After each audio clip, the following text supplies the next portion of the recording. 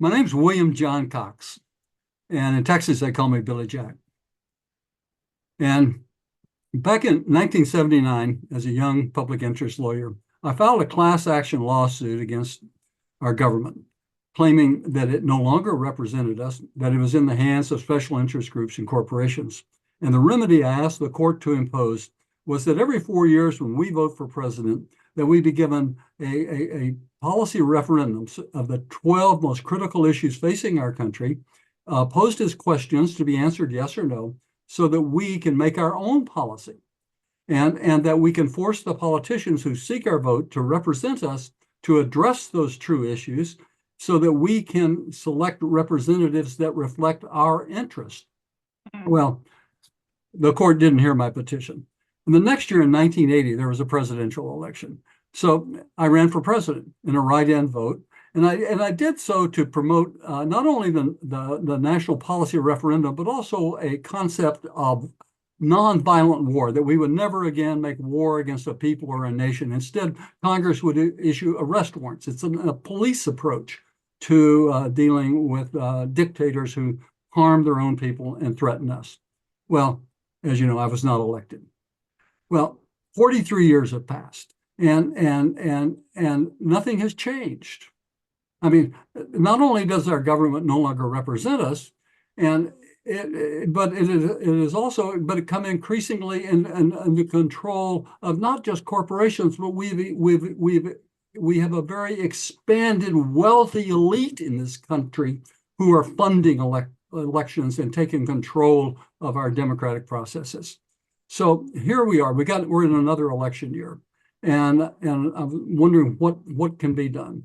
Well, I've invited a friend of mine that I worked with at the State Bar, Joann, and I've invited Joann to join me for a Friday evening happy hour, and we're going to discuss politics. Over the next 6 months, we're going to get together, and we're going to talk about the true issues as best we can identify them in order to see if we can compel this a change in what is taking place. So, Joann, cheers. What interests you this week? Well, what interests me right now is a little bit of red wine in my glass, which I'm having because it's Friday night, and as I'm a working stiff, like many people in this country, and I look forward to a Friday night drink. I guess every Friday I feel like a little bit of like I can exhale after a long week of hard work, like probably a lot of people feel. And I think about I actually do watch the news during the week. I watch it while I eat dinner, just because I feel like I should stay informed. Although I know a lot of things that I watch on the news are probably going to piss me off or make me feel powerless about things that are going on, but I still watch it. And I actually watch PBS NewsHour because I really find them to be really balanced, and it's not in one of these sort of either right or left sort of zones. I feel like it's actually fairly, down the middle. But I really found, so I was really excited to get your invite to have this conversation because I feel like right now a lot of people are kind of super burnt out on talking about politics. And I actually feel like I'm one of them, frankly. I mean, I don't want to sit there and kvetch about one or the other side anymore. But I still hunger for a deep conversation that kind of analyzes where we're at, because we are living in this society now, and I'd like to not walk through it like a zombie and pretend that I'm not really affected by anything or don't care about anything, and just want to be super self-focused. I'd like to still have an understanding of what's happening. And if I can do anything, to change it, that's great. So for me, I think this past couple of weeks, I found myself kind of in this moment where I'm like, wow, here we are again. The primaries have just kind of ended. And unbelievably, here we are with the same two guys that we had 4 years ago. That if you asked me 4 years ago, would these people be both running for president again? I would have said, absolutely not. There's no way that could happen. And here we are. And here we are in this moment where we've got two, well, basically octogenarians run. I mean, Bill, sorry, William, no offense to you, okay? I mean, no offense, you're learned and wise, but still, it's something to really notice that you've got people, two guys who are pretty much 80, who run for president last time, are running again now this time, and they've locked up the primaries, and here we go again. And from what I can tell, nobody seems to be super enthused about either option. So that's kind of where I'm sitting this week, wondering why that is. Why are we here again? Because it feels to me like even if a person likes one or the other of them a lot, it's still at the same time, we have to recognize that there's something kind of like not quite right, that we're in this position right now again. And I'm kind of like, with everything that's gone on the last few years with both of them, I kind of personally am surprised and trying to figure it out. So that's where I sit tonight with that. Well, I think that what it is, it really illustrates the fact that our two-party system is just completely broken. It just simply doesn't work. I mean, if this is the best that these parties can come up with, because that's our system. These are candidates of their parties. These primaries are their party primaries, that they are to be their candidates. And if this is the best they can come up with, this is terrible. I mean, these are just two old men, and it has nothing. Even if we get away from their politics, deal with the fact that they it's not that they're over the hill. It's that it's time for them to become old wise men who can sit back and advise the younger people, not that they can actually take charge. I don't know if you remember at this. Well, of course, I think you remember because you were on my team. But I had like a dozen cases on my desk at any given time. Major cases, serious cases. I was in court every single week, over and over again. And there was a case where I was in a phone conversation with a respondent, a defendant respondent, and it was a serious conversation. And then sometime later, I was subpoenaed to give a deposition in another unrelated case, a bankruptcy that came out of all of this. And I had to go back and recount that conversation. I had no memory of it. I was 66 years old. And I simply had no memory of this conversation. I had my desk journal there that had my notes of the phone call in. Right. And also a couple of times I completely blew a court appearance. I got a phone call from the court clerk and said, "Oh, Mr. Cox, Judge Yaffe is waiting on you down here." So I had to jump, on the dash and Judge Yaffe. I remember courthouse. Judge Yaffe. Yeah. and so, I finally had to conclude that, I cannot work in a really responsible job and have a failing memory. Well, I don't think I'm over the hill, because in the past 17 years I've got 16 books in publication, but still, when I look at the presidency, as the presidency has evolved, that we now have a presidency, this unitarian presidency, where it's being proposed that the president is the government. That Congress is only a sideline in a way. That I mean, so that I mean, for example, Trump says that he cannot be prosecuted. He has immunity to be prosecuted, and this is like being a king. This is like being a dictator, that we have that kind of a government. So if it is that kind of a government, it is that big with that much responsibility on the shoulders of this one person. For Pete's sakes, we can't have someone who, like Biden here last year. I mean, this one really bad example. He was giving this talk, and he told the story about Chancellorsville, what came out of it, and his decision to run for president again. And people were listening to this with interest. And then a few minutes later, he told the same story, word for word. He repeated the very same story, because it was just like, clinked into his head. Well, I mean, then Trump recently he mixes up Haley with Pelosi. He says when I was running against Obama, and then he said, oh yeah, I was running against Clinton, and then recently he was running against Obama again instead of Biden. So these are just two old men. So the system is broken if this is the best that can be done.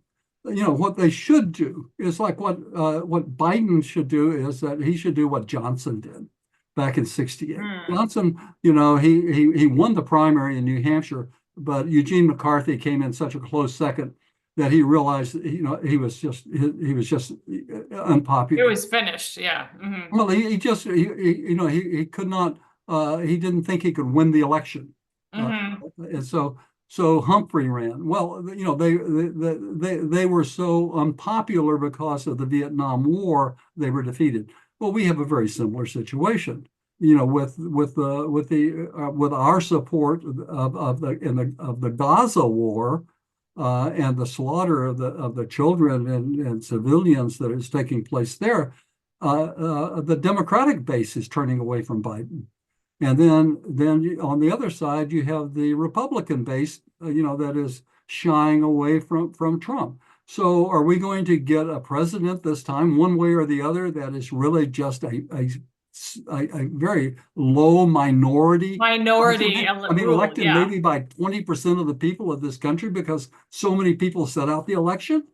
I mean, this is not, this is a recipe for disaster. And the parties have become so polarized that they no longer work the way that this two-party system is supposed to work, where you have compromise, where you have statesmanship, or where you even have debates. I mean, basically, like there's not even, people don't even expect there to be any debates because Trump decided not to he decided he didn't have to participate in debates, and and so we're going to have an election where they don't even have to talk to each other. We don't even have to hear their ideas one alongside each other.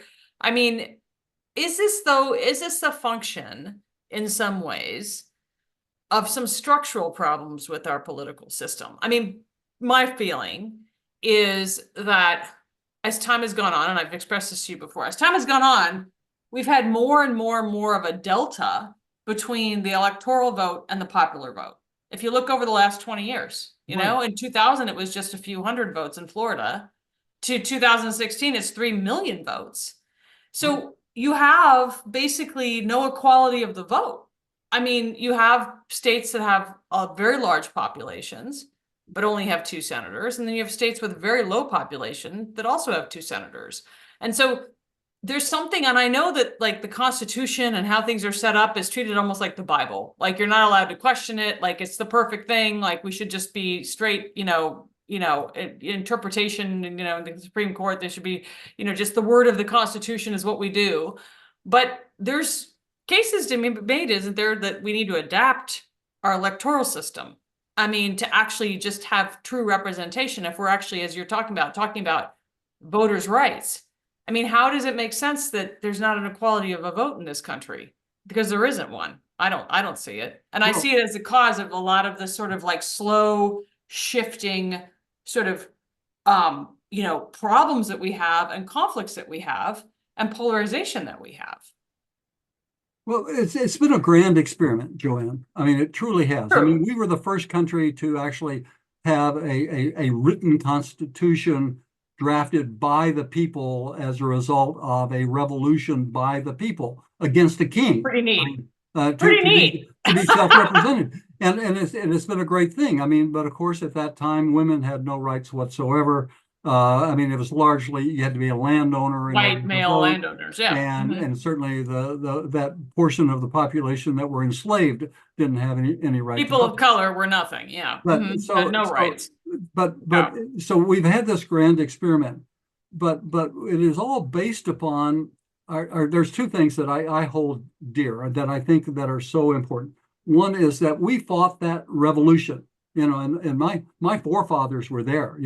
My great grandfathers were Quakers who were kicked out of Very cool. Oh my God. They were kicked That out of the makes Quaker total Church sense that you come from the Quakers. for being Can I just patriots. tell you? Yep. And so we've been around for a long time. But what I hold dear is what these rights of liberty. And these rights of liberty are not just human rights, the inalienable human rights that we talked about in our Declaration of Independence and in our Constitution. These are universal rights. I mean, it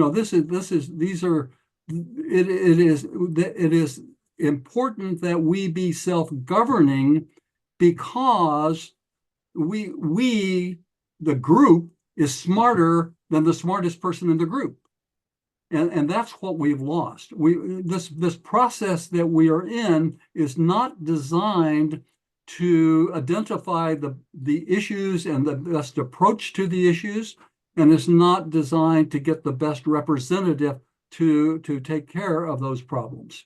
So I want to stop you there because I've got a question for you, because I think that's really, really interesting what you say, this faith that the group will come to a better resolution than an individual could. Because I actually think we've lost faith in that. I think we see ourselves, or we see broader society, as kind of like almost like a mob. It's like a mob mentality, like the way that we really think that we sift on down to the lowest common denominator. But I actually really like what you said, because I think there's a lot of truth in what you just said, which is that there is a group wisdom that kind of comes to the top when you have, in these moments. And one example of that, and I'd be very interested in your perception of this as a lawyer, is the jury system. Like, is it true? I mean, in a lot of examples that I've looked at, I've seen a wisdom emerge from juries. sure. You know what I mean? A wisdom has emerged from juries in a way that actually, in my view, makes the jury system work, makes it make sense. There's like an internal sort of like brilliance to the jury system. There's this idea that there's like citizens coming together can distill truth out of things. Yes. And I think that that's a really interesting point, because I think we've lost that. I think there's like a societal sort of like impression right now, especially with social media, because it's seen as like the mob run wild and having all these platforms to just vomit their opinions across. Like, I think that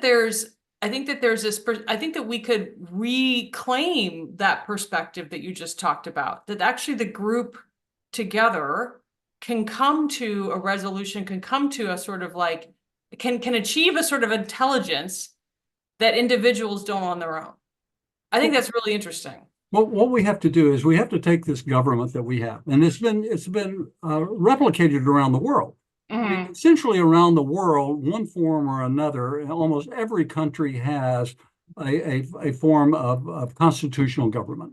And now it works better in some places than it does in others. But what we have to do now is that we have to evolve this government, not through a revolution. We will never achieve through a violent revolution anything of any value whatsoever.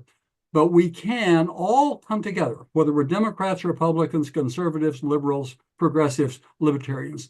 We all have an interest in having a government that represents the people and not wealthy artificial corporations. It has to be something that brings this wisdom, our collective wisdom, to focus on our problems. And that was, this is what I've worked on now, Joann, for 43 years or more. I mean, ever since I imagined the idea of having a national policy referendum, that has become something that seems to me to be a way for us to do this. And now, not to make law. I mean, we make terrible laws when we do this by referendum, but what you can make policy, and policy is Interesting. different. Policy is different than laws, Yeah.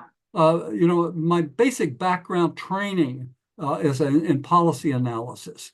And what you do is you take very big, complicated situation, and you analyze it and you look at it and you pick it apart. And then what you do is you come up with a common sense approach and succinct, as a policy, and it's an overriding policy. It's guidelines. And so that has been my focus for all of these years in terms of the political approach to reforming our government. But I realize, when you look at all of the different things that interfere with our ability to cast effective votes. I mean, first off, right off the bat, we have no constitutional right to vote in this country. It's not the Constitution. That's just crazy. Not in the Constitution. Bush v. Gore, the decision recognized there is no constitutional right to vote. So how about that, folks? If we want to start making a checklist, and so what I have done, Joann, over the years is that I put together the Voters' Bill of Rights. And it consists of a number of sections, but it deals with each of these issues that interfere with our ability to cast effective votes. And we'll discuss some of those, in another time. But the problem with that is that that people who are schooled in politics said, "Oh, you can't do that. You can't have something that has so many issues in it because everybody will find something that they disagree with, so therefore you'll never get it passed." And there's a certain logic. I mean, there's a certain political reality to that. So therefore you take it piecemeal. We're gonna take this piece of it and we're gonna work for 10 years and we're gonna work our way through all of the states and try to get this through Congress and get a constitutional amendment to take money out of politics, or to eliminate the Electoral College, or to do these different problems that interfere with our right to cast effective equal votes. Well, that may be true, but we will never truly evolve this government unless we do a comprehensive remake.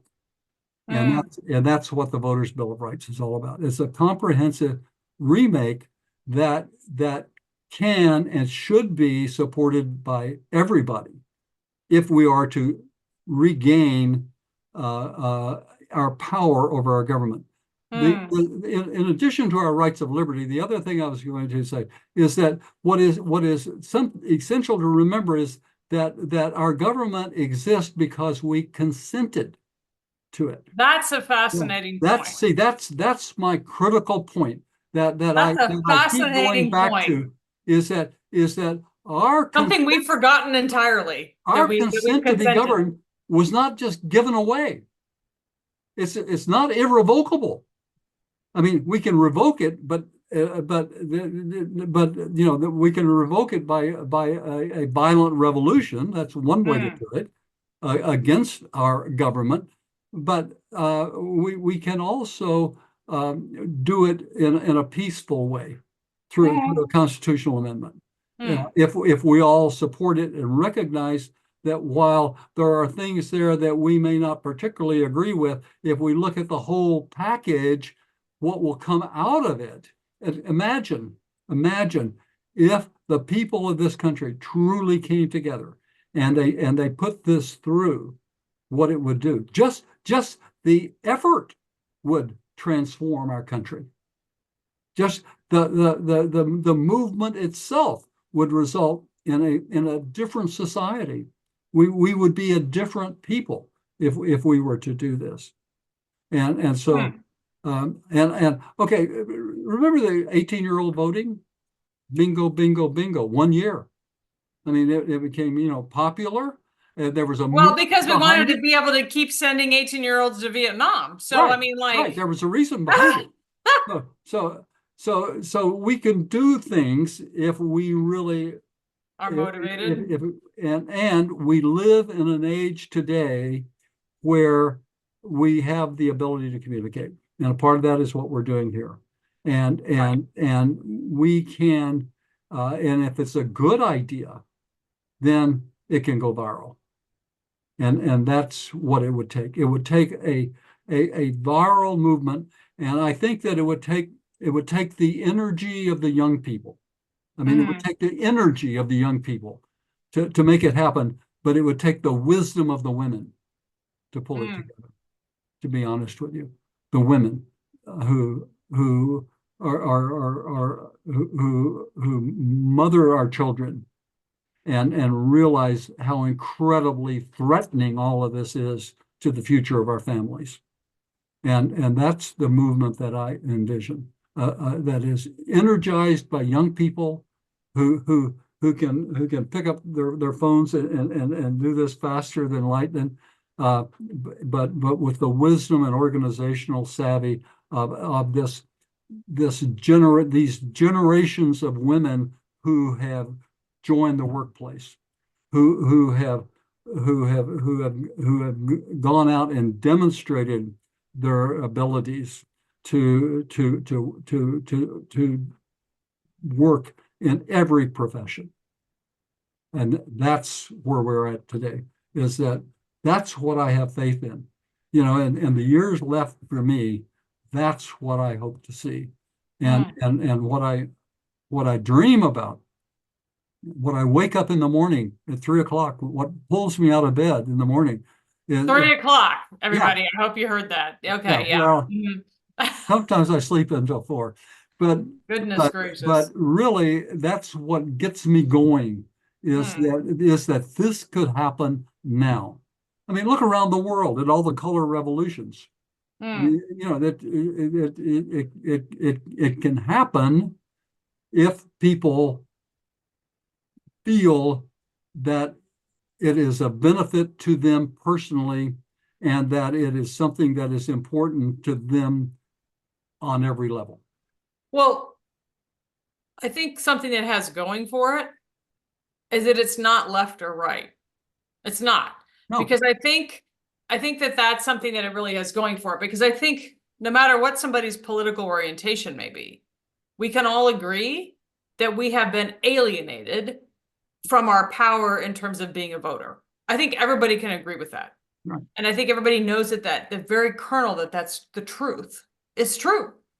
You know, I mean, money in politics, access in politics. And also, I think it's just a function of being a big, powerful country that at some point it's going to become harder and harder for a regular person to be able to like gain influence and to do things like be in Congress and hold a high political position. You're going to need a lot of money, and you're going to need a lot of like positioning to be able to do that. And so we've become alienated from our political system. And I think that the Voter Rights Amendment is about reducing the distance between the individual and the power that they should have as their voice. I mean, basically, you know, it's about giving us our voices back. It's not a left-right proposition. So if anything, I feel like that is the thing about it that makes it more probable that it could be considered and could be its own movement. I mean, if it was on a left or right side, I think it would have a really hard time in this environment of right. moving forward. Yeah, because I think the money in politics is overwhelming, nonpartisan. I mean, it's just like, yeah, exactly. You know, we're having these $1 billion presidential elections, $1 billion being spent on it. Where does that money come from, and what does it buy those people that give up who give up that money? You know, it gives them power, and they're the ones that our government is then for the next 4 years.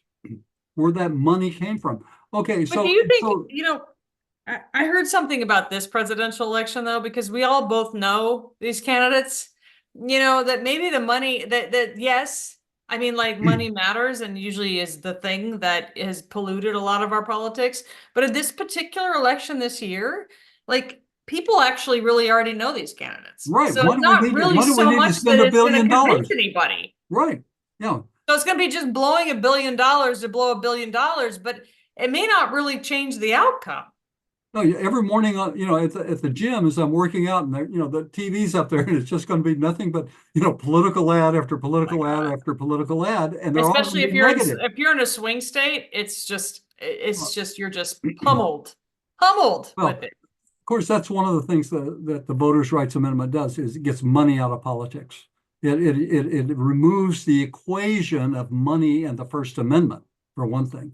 That that Hmm. that that and the whole idea that money is a voice. That's the way it's been done. Money is a voice. Citizens United, Well, right? some people Yeah. have a greater voice, but then what you said, go back to something you said, and that is that how does Joann, who decides to run for Congress, how do you do that without money? See, because you have this gigantic district, try to send one first-class mail to every person in your district. It would cost you Bankrupt me. $100,000. Yeah. I mean, that's just one mailing. So part of the Voters' Rights Amendment, it restores the equal access provisions of the federal communications, and that is that if you run a show in which you're promoting Biden, then you're going to have to give equal time to Trump, or vice versa, or to a Democratic, or to a Mhm. congressional candidate or whoever. And also that these airwaves are still uh, public airways. They belong to us. And so if you're going to use them, you have to make airways Available to time the other available candidates. to candidates, which other countries do. England, Of course. they have to provide the access to candidates. So there are ways that it can be done, and I think that uh, I believe in us. See, I really truly do. I believe in us not just as an American people. I believe in us as a humanity.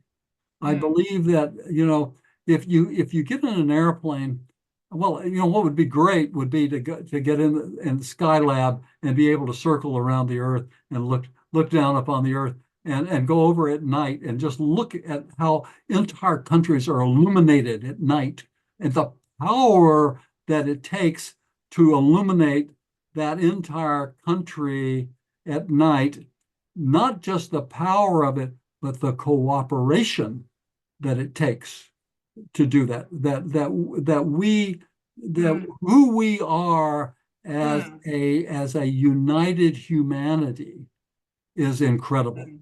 And because we are basically good and we're basically cooperative. And that is our evolved basic nature. As we evolve Mm. away from our brainstem instinctive distrust of someone who looks differently than you, and we evolve in having a tolerance and a trust of others and a respect for their opinions and what they have to offer. Then we can get to this point where we evolve a government that is self-governing. And that's what I was saying. That's a universal thing. No matter where you go in the universe, that the ability to evolve from from growing into this complex society that we have today as we're looking out into space, and we are seeing that the future is for our children to fly out into space and to find other places that look like here, and to observe them, and to watch them as we are being watched, undoubtedly. That Mm. that that that is something that we have to do. We have to improve our self-government in order for us to stop wasting money on stupid wars.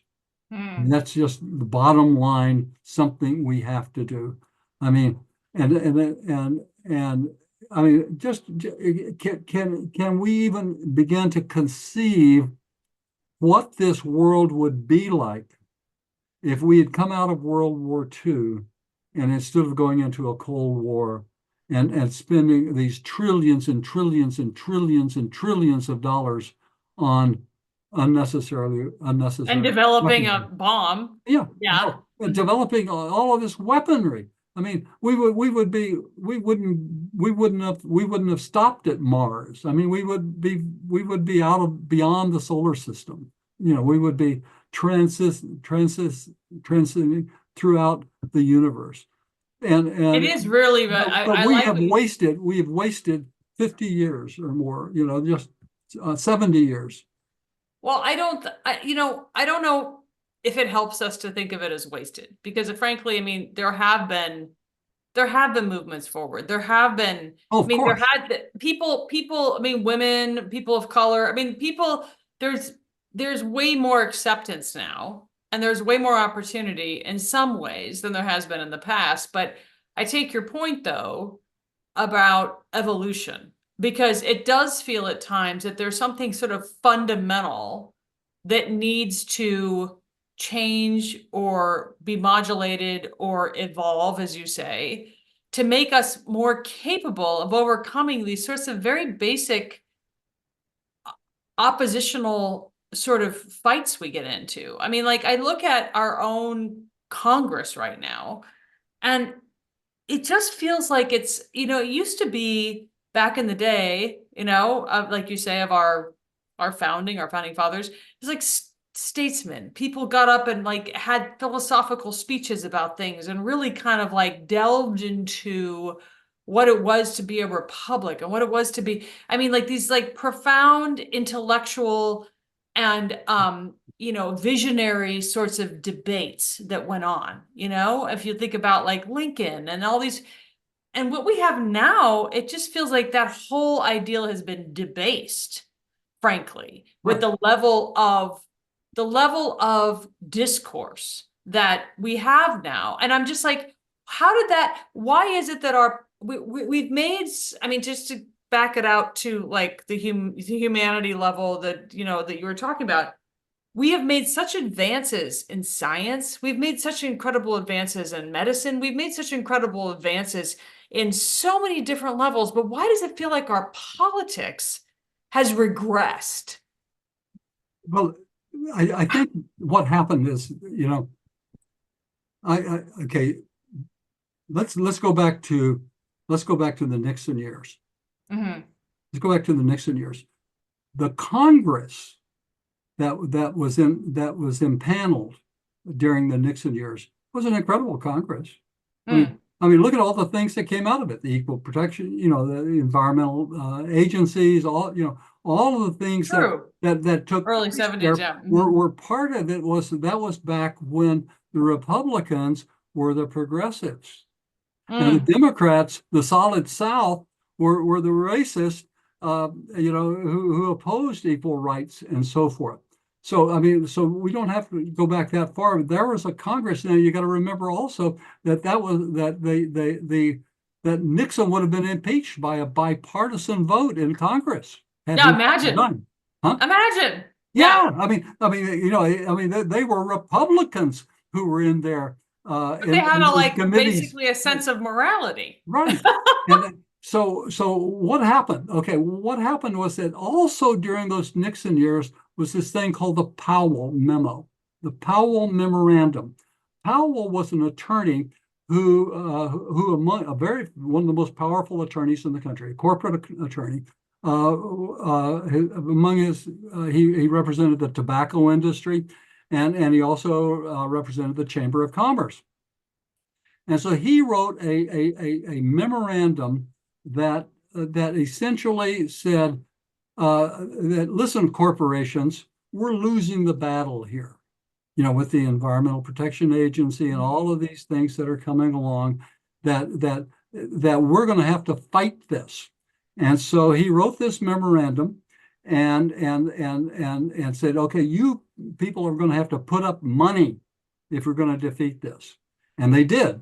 That's when the big corporations began to, that's when you came up with a business roundtable, and they began Philip Morris. and they began to put up more and more money. Of course, what did Nixon do? He appointed Powell to the Supreme Court. So suddenly he wrote the memo. Then he got to begin to decide the cases, And what they did is, as a part of their strategy, is that they stripped the working people and the small business owners from the Democratic Party by feeding them these hot button issues, by dealing with abortion rights and you know the religious rights, and they intentionally did that. They had a strategy, and it was very, very effective. And a part of that strategy was to divide us. And so divide and conquer. It divided us, and because they could then give money to both sides. They essentially control both sides. And what we have is this illusion of a difference. And they allow us to have these social differences between the two parties. But in terms of when it comes right down to the real stuff, the military-industrial complex, the money we're spending on all of this stuff, and in terms of defeating our ability to effectively elect our representatives and to make our own policies, we don't have any say at all. It was a grand scheme, and it has worked very well. And the only way that we can overcome it is through information and education. We have to take time to think about this. We can't just sit down in front of Fox News over here and MSNBC over here and be entertained. PBS NewsHour, William. PBS NewsHour. PBS NewsHour. There you go. So I know I take what you say. I mean, I think that was really interesting. And I just want to say this. We'll close on this because we are at our time. Yeah. We're at our witching hour. Yeah. But I will say this, like, I want to say that there's real value, because when you talk about these things, like I remember I read The Brethren way back when, and I remember Powell, I remember this stuff, but it's something else entirely. I mean, like, there is real wisdom with age. I mean, it does matter. I take it does matter. I mean, it really is valuable. I mean, whether or not, yes, I take your point that, when you're going to be running a presidency or doing like some really high, you need to have your, like, the snap ready, the brain firing on all cylinders. And there's probably a time at which, that's not the age does matter, but the wisdom does matter and the perspective does matter. And I think that, I think it's just, I'm just taking in these stories you were just telling. And it was just basically, I wanted to say that because I do have a thing about the age argument where I don't want to discount people because of their age. Because look at you. I mean, like, you're fabulous. You're brilliant. You've got all kinds of really important things to say, but at the same time, I think it's valid for people to say, I don't think either one of these guys should be president. I mean, I think it's valid, I mean, like, so, those are my closing thoughts for this really cool, like, conversation we've had running the gamut and, like, Oh, okay. So next week, what do you want to talk about next week? I don't know. It depends on what happens between now and then. Okay. I watch my PBS NewsHour and all kinds of stuff. And, like, I've got all kinds of interesting perceptions. Maybe we can talk a little bit about foreign affairs. I think that would be interesting. Okay. Let's see where that goes for next week. I think there's a lot of interesting things happening. And I think there's also an important thing to not think that that's over there and it doesn't have an impact. I mean, I think that the two things are interplay, like our internal politics and also how we interact in the world as still the most powerful country. I think those things are very much related. And so it would be interesting to talk about something in the foreign affairs field. Okay. Well, tune in next week. So anyway, in closing, let's say this, folks, here's the book, Transforming America, the Voters' Bill of Rights. You can get it at cost at Amazon if you want to read the print copy. If you want it for free, you can go to my website, williamjohncox.com. And also, if you're at all interested, my other website is mindkind.info, and that has the Gift of Mind series of books on mind. There again, you can either get them in print if you'd like to read print, or you can download them for free. But also, I really encourage you to go to thevote.io, thevote.io, and there you can actually vote on the Voters' Bill of Rights. There we go. And you can download a copy of the Bill of Rights while you're there.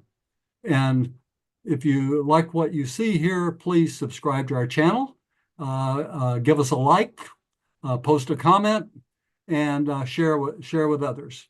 And with that, here's cheers to the people, all of the people. May your consent to be governed never be taken for granted. There we go. Cheers. Cheers. Happy Friday. Happy Friday.